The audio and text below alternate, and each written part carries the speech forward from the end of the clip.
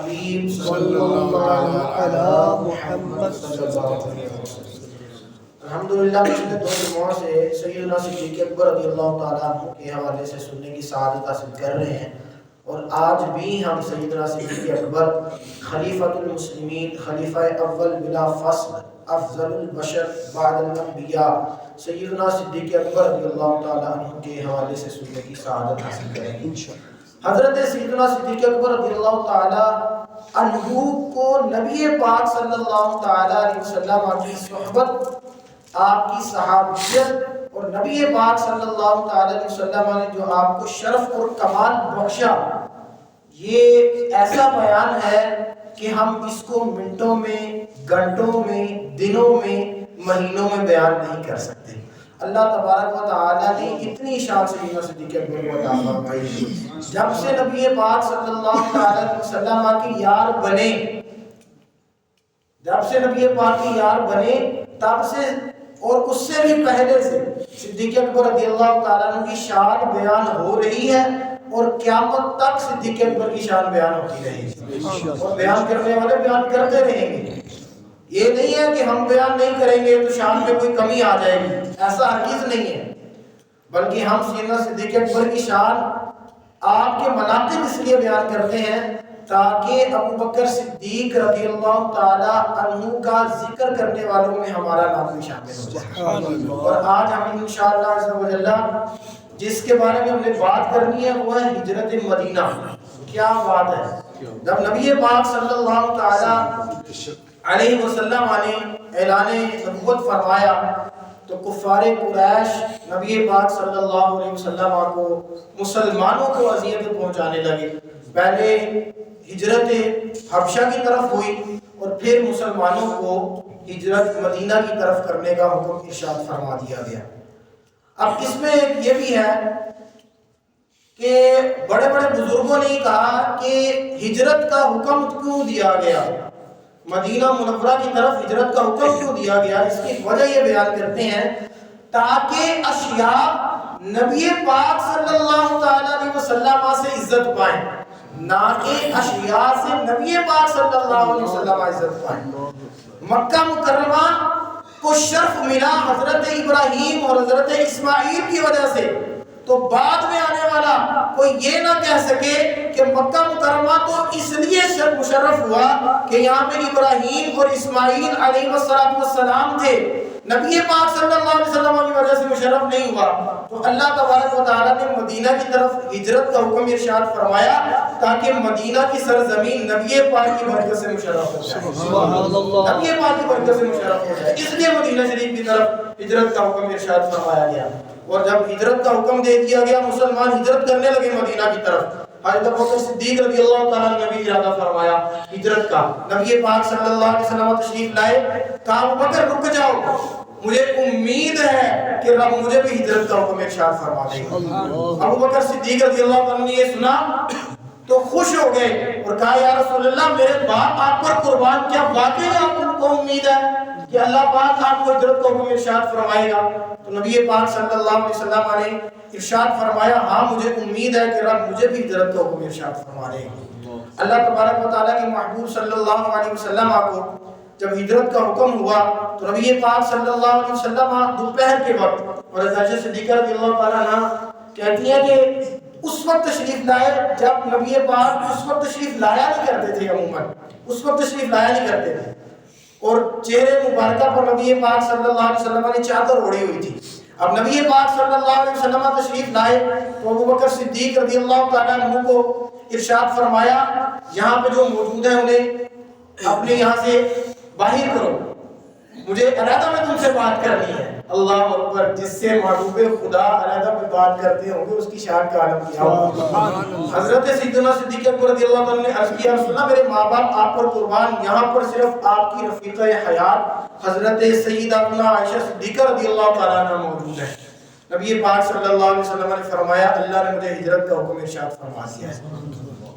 اب ہجرت کا حکم ارشاد فرمایا، اب یہ دیکھیے نبی پاک صلی اللہ علیہ وسلم سے صدیق اکبر عرض کرتے ہیں میرے پیارے آقا صلی اللہ علیہ وسلم کیا ہجرت میں آپ کے ساتھ میں ہوں گا؟ میں آپ کا ساتھی بنوں گا؟ تو پیارے آقا صلی اللہ علیہ وسلم نے کہا ہجرت میں تو ہی میرا ساتھی اور رفیق ہوگا۔ حضرت علی مرتضی شیر خدا کرم اللہ تعالیٰ وجہ کریم یہ بیان کرتے ہیں، کہتے ہیں نبی پاک صلی اللہ علیہ وسلم کی بارگاہ میں جبرائیل علیہ السلام آئے اور کہا ہجرت میں آپ کے ساتھی ابو بکر ہوں گے کیونکہ وہ صدیق ہیں، کیونکہ وہ کیا ہے؟ صدیق ہیں۔ دیکھیے جس کو خدا نے محبوب کا رفیق بنایا اس کی شان کا عالم کیا ہوگا۔ جبرائیل آ کر کہہ رہے ہیں محبوب آپ کے ساتھی ہجرت میں، ہجرت کے سفر میں آپ کے ساتھی کون ہوں گے جی؟ ابو بکر ہوں گے۔ حضرت ابو بکر صدیق رضی اللہ تعالی عنہ کے ساتھ نبی پاک صلی اللہ تعالی علیہ وسلم نے قیام فرمایا دن کے وقت، اور رات کے وقت یہ ہجرت کا سفر کا آغاز ہوا۔ نبی پاک صلی اللہ علیہ وسلم مکہ مکرمہ سے نکل کر غار ثور کی طرف آئے۔ اچھا یہاں پر یہ بھی ہے کہ نبی پاک صلی اللہ علیہ وسلم نے جب یہ اعلان فرمایا تو کفار قریش کو زیادہ تشویش ہو گئی، کیونکہ اسلام بڑی تیزی کے ساتھ پھیل رہا تھا، انہیں اس سے زیادہ تشویش ہوئی، اور انہوں نے کیا کیا؟ انہوں نے نبی پاک صلی اللہ علیہ وسلم کے مکان عالی شان کا محاصرہ کر لیا کہ ہم یہاں سے نکلنے نہیں دیں گے۔ لیکن اللہ تبارک و تعالیٰ کی شان کہ نبی پاک صلی اللہ علیہ وسلم نے ان کی طرف کنکر پھینکے اور ان کی آنکھوں پر پردے پڑ گئے، اور نبی پاک صلی اللہ علیہ وسلم ان کے سامنے سے ہی صحیح سلامت گزر کر ابو بکر صدیق کے گھر پہنچ گئے۔ حضرت ابو بکر صدیق رضی اللہ تعالیٰ اور نبی پاک نے اپنے بستر پر حضرت علی المرتضی شیر خدا کرم اللہ تعالیٰ وجہ کریم کو لٹایا اور کہا اے علی یہاں پر میرے بستر پر آرام کرو، اور صبح اٹھ کر امانتیں لٹا کر مدینہ آ جانا۔ کسی نے پوچھا نا حضرت علی سے اے علی کبھی چین کی نیند بھی سوئے؟ تو حضرت علی نے کہا ہاں ایک رات چین کی نیند سویا تھا، کیونکہ اس رات مجھے کوئی خوف نہیں تھا موت کا، کیونکہ مجھے محبوب نے کہا تھا علی سو جاؤ، صبح اٹھنا، امانتیں دے کر مدینے آ جانا۔ اب مجھے پتا تھا میں صبح اٹھ بھی جاؤں گا، امانتیں لٹا کر محبوب کی بارگاہ میں حاضر ہو بھی جاؤں گا، اس لیے میں آرام سے چین کے ساتھ سویا۔ اور وہ لوگ جو حضرت علی المرتضی رضی اللہ تعالیٰ عنہ کے بارے میں بات کرتے ہیں، ہم کہتے ہیں جس کو نبی پاک نے اپنے بستر پر لٹایا اس کی تو بات کرتے ہو، جس کو محبوب خدا اپنے ساتھ رہ کر اس کی بھی بات کیا کرو، اس کی بھی بات کیا کرو۔ سیدنا صدیق اکبر رضی اللہ تعالیٰ عنہ کو بستر پر نہیں بلکہ کہاں لٹایا نہیں کہیں، اپنے ساتھ نبی پاک صلی اللہ علیہ وسلم لے کر چلے۔ اور سیدنا صدیق اکبر رضی اللہ تعالیٰ عنہ جب یہ ہجرت کا واقعہ شروع ہوا تو سیدنا صدیق اکبر رضی اللہ تعالیٰ عنہ کی کیفیت یہ تھی کہ سیدنا صدیق اکبر رضی اللہ تعالیٰ عنہ کبھی آگے چلتے نبی پاک کے، کبھی پیچھے چلتے نبی پاک کے۔ نبی پاک صلی اللہ علیہ وسلم نے کہا یا ابا بکر ما لکا تمشی ساعتا بین یدیا وساعتا خلفی، اے ابو بکر یہ کیا معاملہ ہے؟ کبھی تم میرے آگے چلتے ہو، کبھی تم میرے پیچھے چلتے ہو۔ تو کیا نبی پاک صلی اللہ علیہ وسلم نے ارشاد فرمایا کیا تمہیں یہ؟ ابو بکر صدیق عرض کرنے لگے یا رسول اللہ مجھے جب خوف ہوتا ہے کہ کفار گات لگائے آپ کے آگے ہوں گے تو میں آپ کے آگے آ جاتا ہوں، اور جب خوف ہوتا ہے کہ پیچھے ہوں گے تو میں پیچھے چلا جاتا ہوں۔ نبی پاک صلی اللہ علیہ وسلم نے ارشاد فرمایا کیا تم اس بات کو پسند کرتے ہو کہ مجھے کچھ نہ ہو، جو ہونا ہے تمہارے ساتھ ہو جائے؟ تو حضرت ابوبکر صدیق نے کہا اے میرے پیارے نبی، اے میرے سونے نبی، خدا کی عزت اور جلال کی قسم میں یہ چاہتا ہوں آپ کو کچھ نہ ہو، جو مصیبت آنی ہے مجھ پر ہی آ جائے۔ اللہ اکبر۔ سیدنا صدیق اکبر رضی اللہ تعالیٰ عنہ نبی پاک کے ساتھی ہیں، غار ثور کی طرف سفر جاری ہے۔ نبی پاک صلی اللہ تعالیٰ علیہ وسلم اپنی مبارک انگلیوں کی، پاؤں کی انگلیوں پر چل رہے ہیں، اور وہ غار ثور جو ہے نا وہ پہاڑی اوپر ہے، جو وہاں پر گئے ہیں ابھی تو راستے بن گئے ہیں، اتنی مشکل ہو جاتی ہے، بعض لوگ کہتے ہیں یار ہم تھک گئے، تو اس وقت تو راستے بھی نہیں تھے، پتھریلی زمین تھی۔ حضرت ابوبکر صدیق اور نبی پاک صلی اللہ علیہ وسلم، نبی پاک صلی اللہ علیہ وسلم صدیق اکبر کے ساتھ تھے، صدیق اکبر نبی پاک صلی اللہ علیہ وسلم کے ساتھ تھے۔ اب یہ دونوں نے سفر کیا، نبی پاک صلی اللہ علیہ وسلم کے پاؤں کے نشان نہ بنے، اپنی انگلیوں پر چل رہے تھے، اور انگلیوں پر چلنے کی وجہ سے نبی پاک صلی اللہ علیہ وسلم کے مبارک پاؤں پر زخم آ گئے۔ جب سیدنا صدیق اکبر رضی اللہ تعالیٰ نے یہ دیکھا تو نبی پاک صلی اللہ علیہ وسلم کو اپنے کندھوں پر اٹھا لیا، اپنے کندھوں پر اٹھا لیا۔ ایسا راستہ جہاں پر چلنا مشکل ہو رہا ہے، محبوب خدا صلی اللہ علیہ وسلم کو صدیق اکبر نے اپنے کندھوں پر اٹھایا اور غار سور تک لے گئے، اور غار سور میں جب رکے نا جا کر غار سور کے پاس، تو سیدنا صدیق اکبر رضی اللہ تعالیٰ نے کہا اے محبوب پہلے آپ غار کے اندر نہیں جائیں گے، پہلے آپ کا غلام غار کے اندر جائے گا، تاکہ کوئی موذی چیز ہو تو اس کو روک دیا جائے، اس کو نکال دیا جائے۔ صدیق اکبر رضی اللہ تعالیٰ نے سارے سوراخوں کو بند کر دیا، ایک سوراخ بند نہیں کیا۔ نبی پاک صلی اللہ علیہ وسلم کو اندر آنے کی دعوت دی، اندر لے آئے۔ نبی پاک صلی اللہ علیہ وسلم جب اندر تشریف لائے تو نبی پاک صلی اللہ علیہ وسلم نے آپ کی زانو مبارک پر اپنا سر رکھ کر آرام فرمایا۔ اللہ اکبر! صدیق اکبر کی یہ خواہش تھی اے محبوب آپ ہو اور میں ہوں، میں آپ کو تکتا ہی رہوں۔ اللہ نے یہ خواہش میں صدیق اکبر کی گار میں پوری فرما دی۔ صدیق اکبر رضی اللہ تعالیٰ عنہ تھے، نبی پاک تھے صلی اللہ علیہ وسلم، زانو پر سر رکھا، نبی پاک صلی اللہ علیہ وسلم نے آرام فرمانے لگے۔ صدیق اکبر نے دیکھا ایک سوراخ کھلا ہوا ہے تو اپنے انگوٹھے سے اس سوراخ کو بند کر دیا۔ ادھر ایک عاشق رسول صاحب بھی موجود تھا۔ اس عاشق رسول صاحب کا واقعہ بھی ہے لیکن ٹائم تھوڑا میں مختصر کر رہا ہوں۔ عاشق رسول صاحب بھی موجود تھا جو صدیوں سے اس لیے اس غار کے اندر موجود تھا کہ یہاں سے نبی آخر الزمان صلی اللہ علیہ وسلم کا گزر ہوگا اور نبی پاک اس غار میں آرام فرمائیں گے تو میں نبی پاک صلی اللہ علیہ وسلم کی زیارت سے مشرف ہو جاؤں گا۔ سیدنا صدیق اکبر نے آگے انگوٹھا رکھا، پہلے اس سانپ نے آپ کو اپنا سر لگایا، سیدنا صدیق اکبر رضی اللہ تعالی عنہ نے انگوٹھا نہ ہٹایا تو سیدنا صدیق اکبر رضی اللہ تعالی عنہ کے انگوٹھے کو اس سانپ نے کاٹ لیا، اور عاشق کہتے ہیں کاٹا نہیں چوم لیا۔ سیدنا صدیق اکبر کے پاؤں کو کیا کیا؟ اس نے کیا کیا؟ چوم لیا، اور قیامت تک کے لوگوں کو یہ بتا دیا اے لوگوں اگر نبی پاک صلی اللہ علیہ وسلم تک پہنچنا چاہتے ہو تو پہلے تمہیں صدیق اکبر کے قدموں میں آنا پڑے گا، پہلے تمہیں صدیق اکبر کے قدموں میں آنا پڑے گا۔ اب نبی پاک صلی اللہ علیہ وسلم کے یار نے انگوٹھا رکھا ہوا ہے، سانپ ڈستا جا رہا ہے، صدیق اکبر انگوٹھا نہیں ہٹا رہے۔ نبی پاک صلی اللہ علیہ وسلم کے مبارک رخسار پر جب سینہ صدیق اکبر کے آنسو گرے تو نبی پاک صلی اللہ علیہ وسلم اٹھے، نبی پاک صلی اللہ علیہ وسلم نے پوچھا، آپ نے معاملہ بیان فرمایا، نبی پاک صلی اللہ علیہ وسلم نے اپنا لعاب دہن لگایا، اللہ پاک نے فوراً صدیق اکبر کے پاؤں کو درست فرما دیا۔ سبحان اللہ۔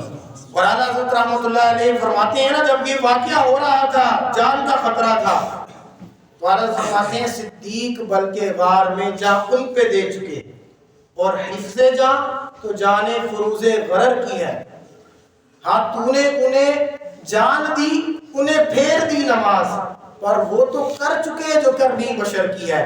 ثابت ہوا کہ سارے فرائض فروع ہیں، اصل الاصول بندگی اس تاج پر کی ہے۔ نبی پاک صلی اللہ علیہ وسلم کی غلامی کرنا یہی ہمارا مقصد ہے، اور نبی پاک صلی اللہ علیہ وسلم کے غلام نے غار کے اندر کمال کی جو ہے نا داستان رقم کر دی کہ قیامت تک کے مسلمان سیدنا صدیق اکبر کا اس واقعے کو پڑھ کر اپنے ایمان کو تازہ کرتے رہیں گے۔ اور سیدنا صدیق اکبر رضی اللہ تعالیٰ عنہ کے بارے میں نبی پاک صلی اللہ تعالیٰ علیہ وسلم اور حضرت نبی پاک صلی اللہ علیہ وسلم کے دوست آپ کے صحابی حضرت علی المرتضی، آپ کے داماد حضرت علی المرتضی شیر خدا کرم اللہ تعالیٰ وجہ الکریم کیا فرماتے ہیں کہ اے لوگوں سنو، لوگوں میں سب سے زیادہ بہادر ابو بکر صدیق ہے۔ سب سے زیادہ بہادر کون ہے؟ یہ کون بیان کر رہا ہے صدیق اکبر کی شان؟ حضرت علی المرتضی شیر خدا کرم اللہ تعالیٰ وجہ الکریم۔ اور حضرت عبداللہ بن عباس رضی اللہ تعالیٰ بیان کرتے ہیں ایک مرتبہ نبی کریم صلی اللہ علیہ وسلم کے ساتھ حضرت علی المرتضی شیر خدا کرم اللہ تعالیٰ وجہ الکریم کھڑے تھے۔ حضرت ابو بکر صدیق رضی اللہ تعالیٰ عنہ تشریف لائے، نبی پاک صلی اللہ علیہ وسلم نے آگے بڑھ کر ابو بکر کو اپنے گلے سے لگایا اور آپ کا چہرہ مبارک چوم لیا اور فرمایا اے علی، ابو بکر کل قیامت کے دن جنت میں میرے ساتھ ہوگا، قیامت کے دن جنت میں میرے ساتھ ہوگا۔ نبی پاک نے فرمایا لکل نبی رفیق فی الجنہ ورفیقی فی الجنہ ابو بکر، اللہ نے ہر نبی کا ایک ساتھی جنت میں بنایا ہے اور ابو بکر کو جنت میں اللہ نے میرا ساتھی بنا دیا ہے۔ حضرت ابو ہریرہ رضی اللہ عنہ بیان کرتے ہیں، صحیح مسلم کی حدیث مبارکہ ہے، حضرت ابو ہریرہ رضی اللہ عنہ بیان کرتے ہیں سرکار دو عالم صلی اللہ علیہ وسلم نے ارشاد فرمایا کیا کسی نے آج روزہ رکھا ہے؟ تو ابو بکر صدیق رضی اللہ عنہ نے عرض کیا یا رسول اللہ میں نے۔ پھر نبی پاک صلی اللہ علیہ وسلم نے دوسرا سوال کیا کیا آج کسی نے جنازے میں شرکت کی ہے؟ تو ابو بکر صدیق رضی اللہ عنہ نے عرض کیا یا رسول اللہ میں نے۔ تیسرا سوال کیا کیا آج کسی نے کسی مریض کی عیادت کی ہے؟ تو سیدنا صدیق اکبر رضی اللہ تعالیٰ نے کہا میں نے۔ اللہ کے محبوب صلی اللہ علیہ وسلم نے بشارت عنایت فرمائی، کہا جس کے اندر یہ خصوصیات جمع ہو اللہ اسے جنت میں داخل فرما دے گا، اللہ اسے جنت میں داخل فرما دے گا۔